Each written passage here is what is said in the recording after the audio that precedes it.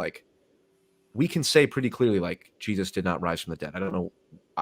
I feel like I can still have a consistent worldview while still acknowledging that Jesus was not literally rose from the dead. That makes sense?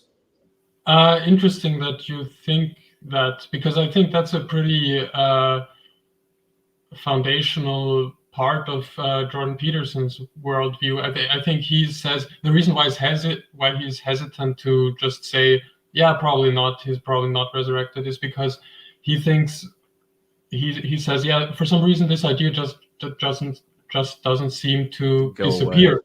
Right. And that he kind of takes this as evidence then of its utility, and the utility of religion and certain religious beliefs as evidence of its truthfulness, right? Pragmatism. Yeah. Oh yes, based pragmatism. I'm a huge. Yeah. If I call myself, I generally avoid calling myself any ism or any in besides P.F. Jungian, but I might call myself a pragmatist. Sam Harris asked something to the effect of like, so if it turns out, so like we understand that if you split an atom, it causes a nuclear reaction, and it a huge bomb blows up.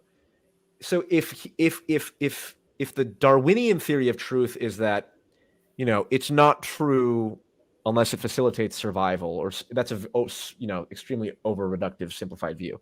The Darwinian / pragmatist view, it's true if it's useful, or it's kind of like, well, so you're, and Sam Harris asked Peterson this, and he kind of got caught and lost a little bit. It was like, so if we create, if humanity does get wiped out in a nuclear holocaust, does that mean it's not true that when you split an atom, it blows up? And Peterson's kind of like, well, I don't remember what he said exactly, but it wasn't very convincing. I'm like, yeah, that doesn't make any sense. You can't just say, and obviously I know that saying what is true is what is useful. Like that's a reduction. There's some utility to that formulation, but I don't fully understand that. Isn't this just like a killer argument against pragmatism then? For me, it is. I mean, what do you? What's the counter to that?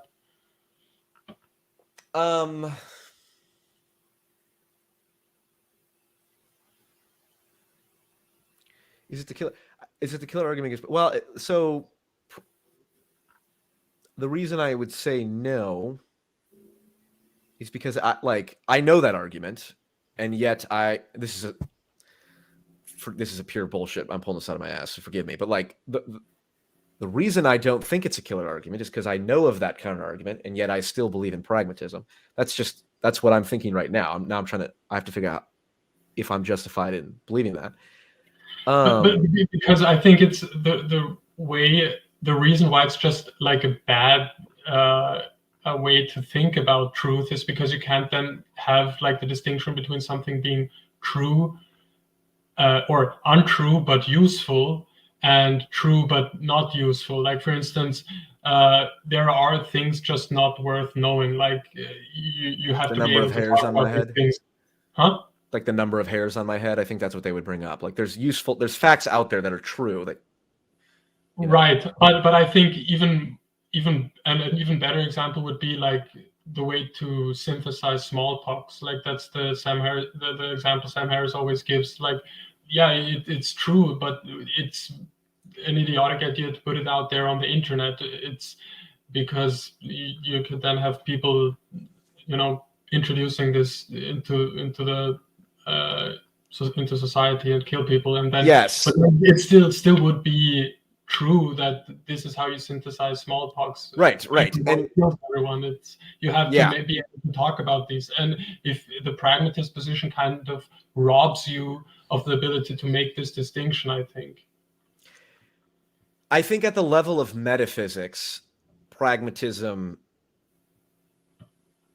breaks down because metaphysics gets so complicated that again, like we were talking about earlier, is like the axioms you start from for anything are faith-based. Like, are we in a matrix, or are you conscious, and all that. Like that's a metaphysical issue of whether or not you're conscious, and there's no way to objectively decide.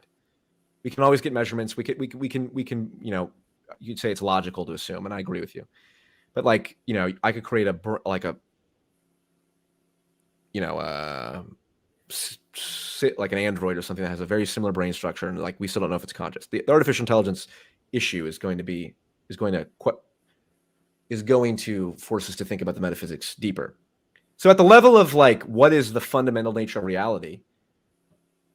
The pragmatic answer to that would be, I don't think you can eat, like, that's a question that's almost, you can't analyze it objectively. That's the pragmatic response. So like, is it true? So if an atom is split, does it blow up humanity? And does that mean it wasn't true? It's like, well, again, if I stop existing, does that mean that, the temperature of the boiling point of water is 212 degrees? It's like, well, I don't fucking know, because in order for the fact of the water to boils at 212 degrees, in order for that to even be recognized, there has to be a conscious agent observing it. It's like, this gets in the whole quantum physics shit where it's like, you need and I don't understand any of this, but like, you need an observer, and as soon as you measure something, it changes it.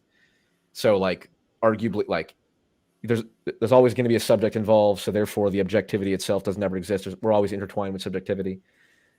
So, but so I don't know. You're I guess the existence of reality. It sounds like. What's that? You're doubting the existence of reality. It sounds like. I absolutely doubt that if I stopped existing, like, here's what I believe: if I stopped existing tomorrow or in 5 minutes, do I believe that the universe would continue to? Do I believe you would continue to exist? It's like, well, you are a concept in my mind. I know you're like the Donald Hoffman stuff, like consciousness. Yeah. Okay, like reality is made up of a bunch of interrelationships between conscious agents at like the level of microparticles or whatever.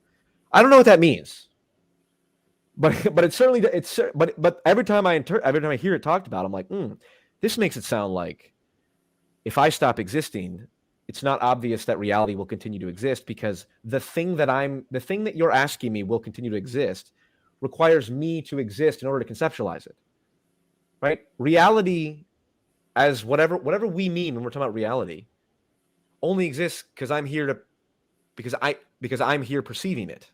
So if I stop perceiving it, it's almost like, well, no, obviously it wouldn't continue to exist, because whatever your experience of reality is would be gone with you.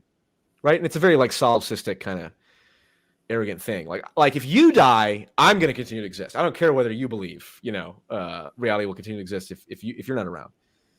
But that goes into the issue of, well, that's why I can't be certain that you're conscious, so to speak, and it gets into this very like non-pragmatic way of thinking about things. Cause it's like, well,